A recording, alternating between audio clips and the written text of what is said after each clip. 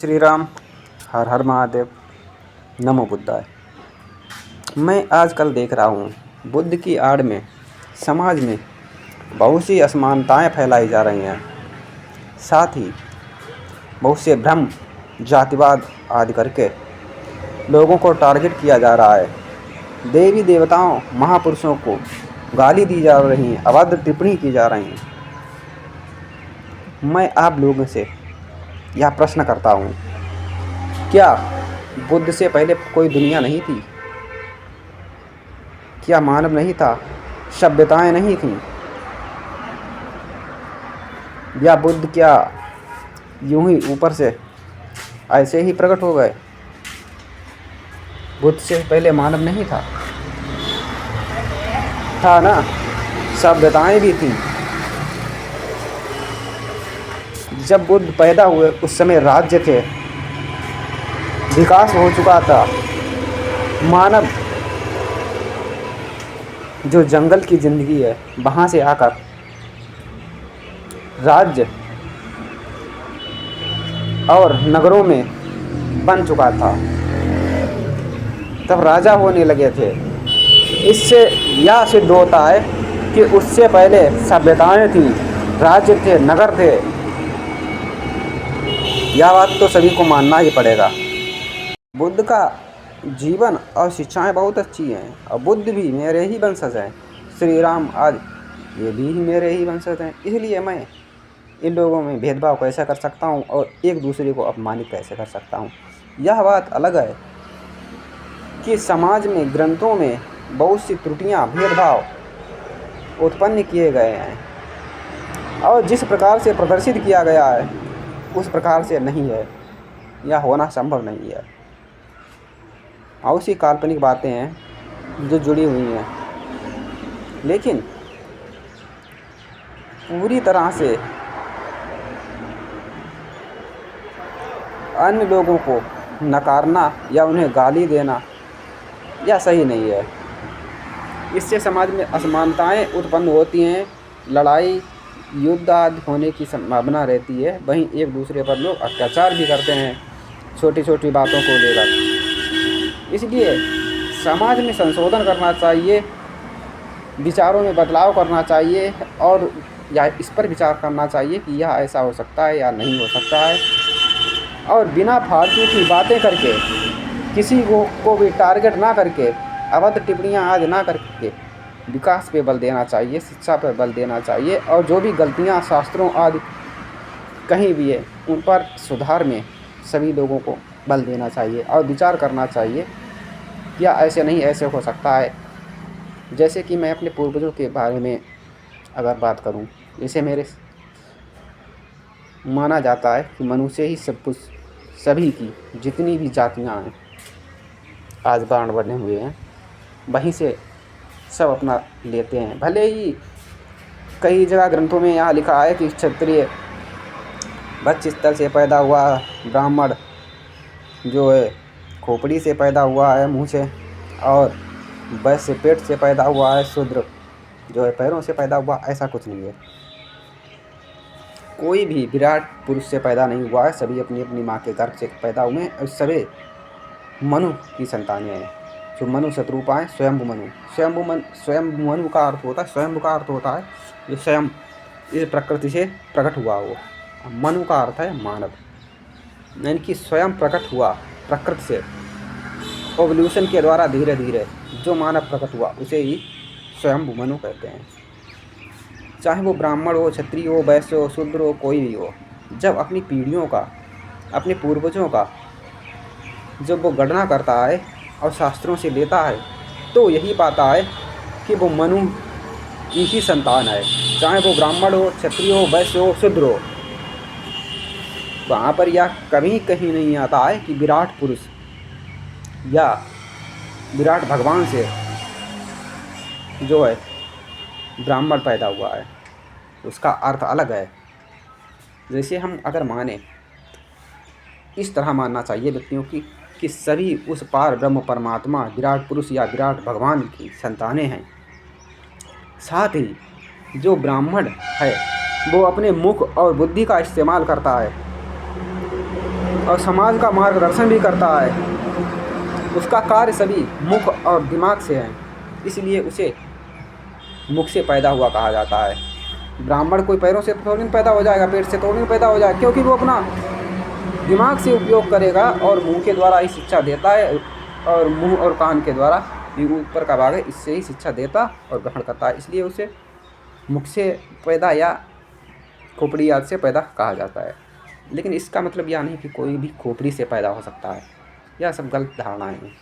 क्षत्रिय है, क्षत्रिय अपनी बाहुबल का उपयोग करता है, समाज की रक्षा करता है, संरक्षण करता है सही अपने क्रियाकलापों से, इसलिए बच्ची स्तर से पैदा कहा जाता है, ना कि कोई बच्ची स्तर से बाहों से कोई पैदा हो सकता है, कोई नहीं। और वो जो कि वो अपने जो भुजाओं का उपयोग करता है सही से समाज की रक्षा के लिए, इसलिए उसे भुजा से पैदा कहा जाता है, ना कि कोई भुजा से पैदा होता है। वैश्य है, वैश्य क्या है? धन धान्य को यहाँ से खरीद कर वहाँ ले जाकर अपनी जीविका भी चलाता है, संग में समाज के पेट भरण पोषण का, यहाँ से वहाँ अन्न ले जाकर समाज के भरण पोषण का कार्य करता है। तो इसलिए उसे जो कहा गया है पेट से पैदा है, क्योंकि वो भरण पोषण का समाज का काम करता है, ना कि वैसे पेट से पैदा होगा। पेट से कैसे कोई पैदा हो सकता है? वही शूद्रों की बात करें, शूद्रों का जो कार्य है मेहनत का है, उनकी थोड़ा शिक्षा का स्तर कहीं ना कहीं कम होता है, ज़्यादा कम नहीं होता, उनके पास स्किल होता है, ज्ञान होता है, स्किल होता है स्किल।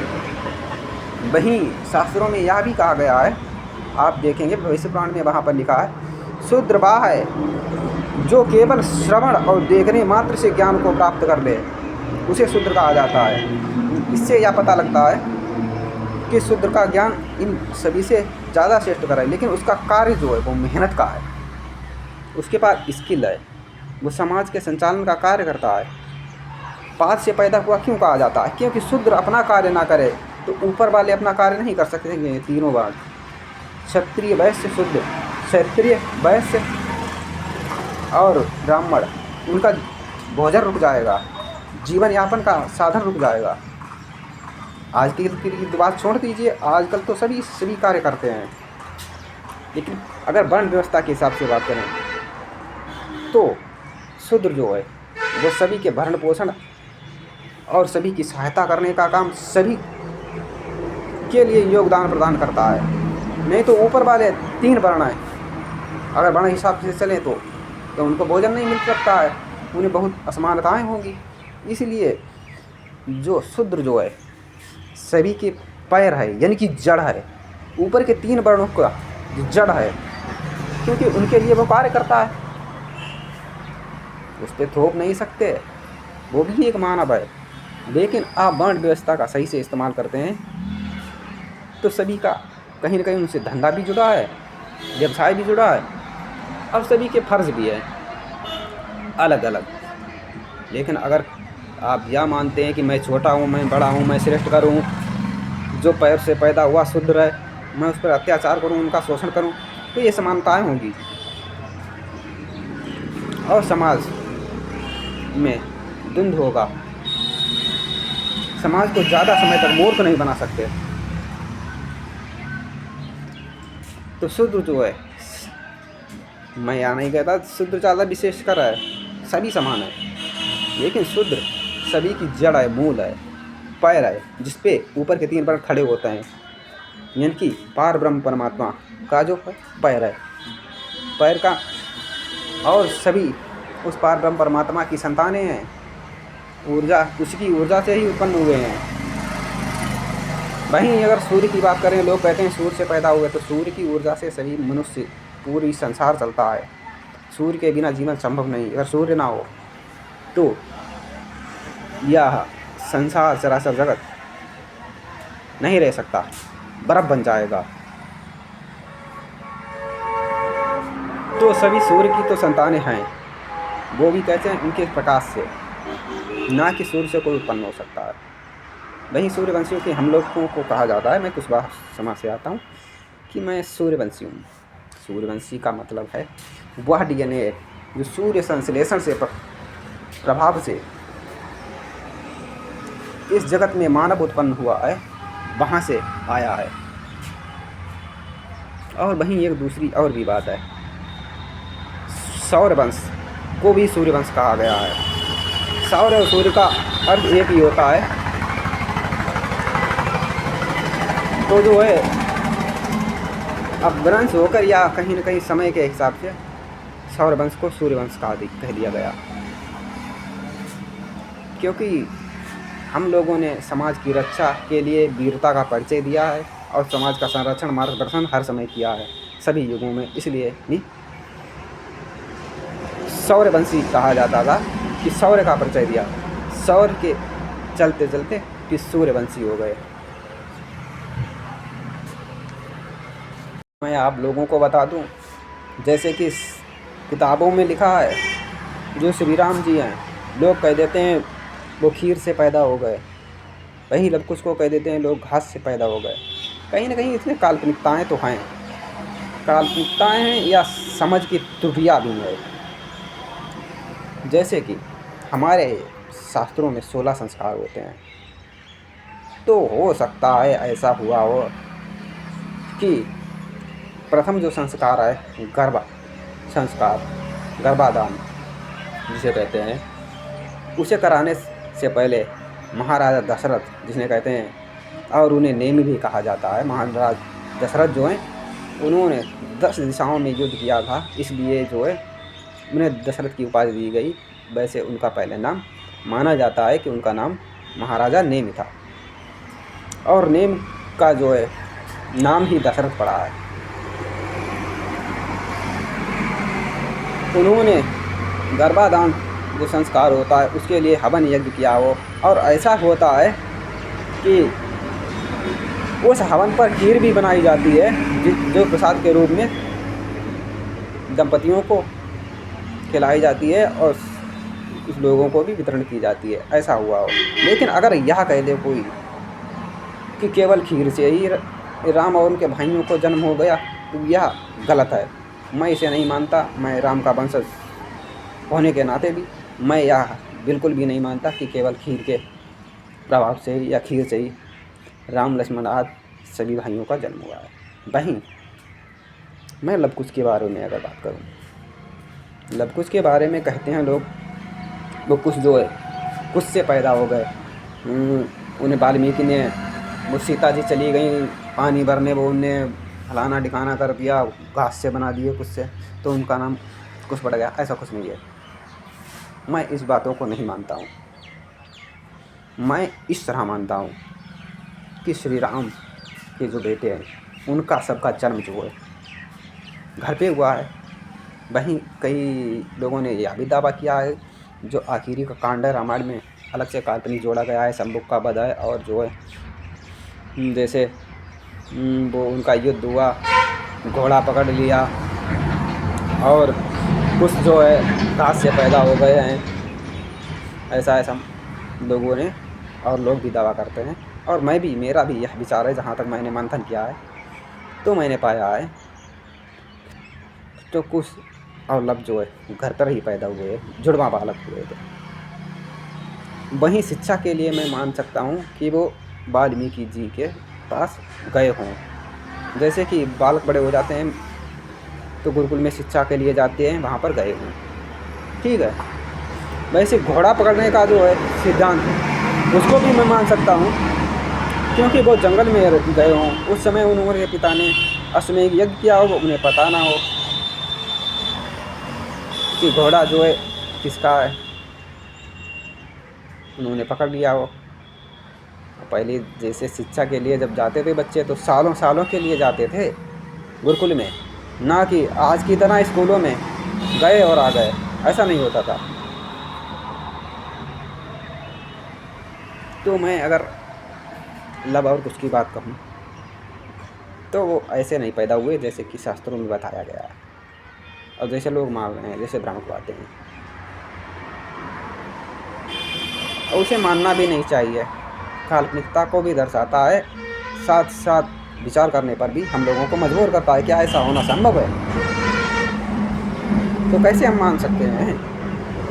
हम तो यही मानेंगे वो जुड़वा बालक अपने माता सीता के गर्भ से पैदा हुआ। और मैं शास्त्रों को और किताबों को और वर्तमान को देखता हूँ तो यही पाता हूँ कि जितना जिनका इतिहास और पूर्वज गौरवशाली रहे हैं, उतनी ही लोगों ने उनके लिए काल्पनिकता और भ्रम बनाए हुए हैं और उन्हें टारगेट किया है। नहीं, मैं सूर्यवंश की बात करूं अगर, तो सूर्यवंश को जगह जगह पर लोगों ने अपमानित किया, नीचा दिखाने का प्रयास किया, क्योंकि इनका शौर्य जो है, इनकी गाथाएं हैं, सबसे प्रभावशाली हैं।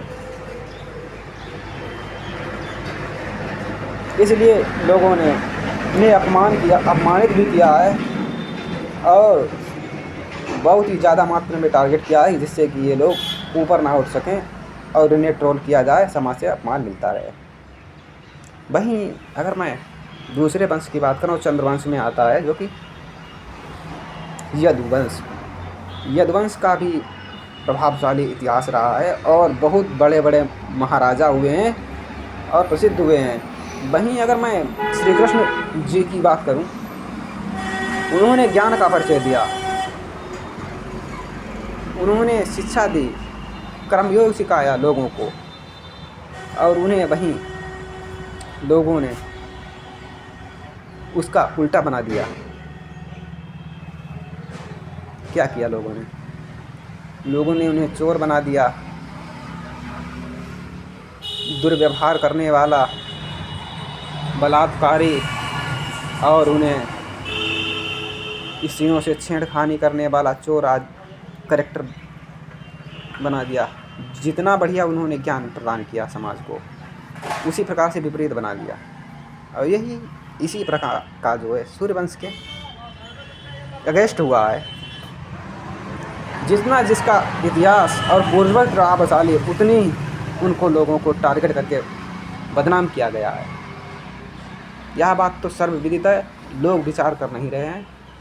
लोगों को इसमें मंथन करना चाहिए और जो जिनके वंशज हैं उन लोगों को विचार भी करना चाहिए, और क्या कैसा हो सकता है, इस तरह हो सकता है, इसी तरह ना नहीं, इस पर भी विचार करना चाहिए।